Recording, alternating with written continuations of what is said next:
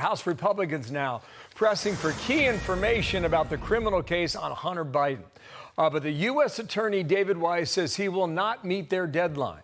This is a new report finds that 3 top Delaware prosecutors were taken off the case right before the charges were filed. Louisiana Republican Senator John Kennedy with me now. And sir, nice to see you, and a happy 4th of July to you on the day after. Thank you for your time. David Weiss sent Jim Jordan a letter on Friday afternoon.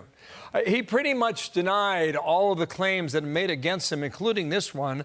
I've been granted ultimate authority over this matter, including responsibility for where, when, and whether to file charges, and for making decisions necessary to preserve the integrity of the prosecution. He went on to say, if I want to work in D.C. or Central California, I can do it. Someone's not telling the truth, Senator.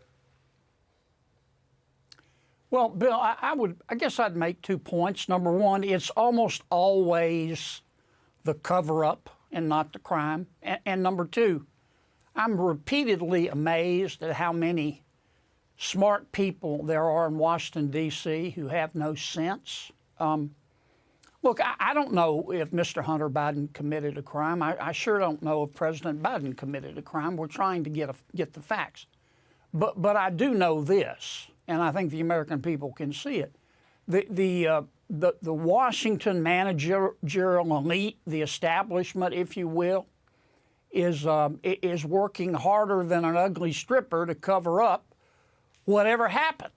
And that's all that Congress is asking for is the facts. And to the point that they have no sense, the elite in Washington think that the American people don't see that they're covering up and that they're being obstructionist. Maybe it's a reflection of the contempt they have for the American people, but any fair-minded person can see that that our effort to get to just the facts are being obstructed. Yeah, Gary Shapley's the whistleblower. Here's a quote from him.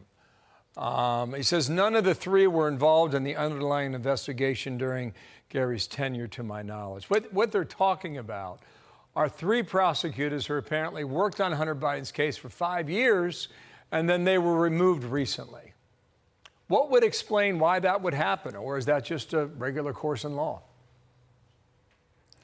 Well, that's why we need the fact. I mean, just look at this from 35,000 feet. Let's suppose you're an important government official, Bill, and very powerful, and your grown kid comes home one day and says, Dad, good news.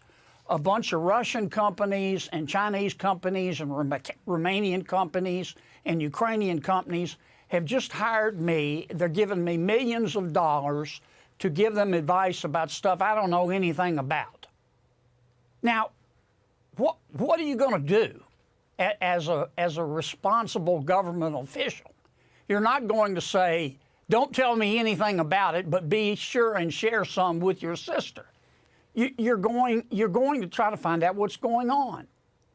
And the White House's story is that the president knew nothing about any of this. And, I mean, it just doesn't pass the smell test. Well, if you want to figure this out, then you got to put him under oath. And he said that he would accept an invitation from House members. I welcome the opportunity to talk about these topics with the committee in more detail.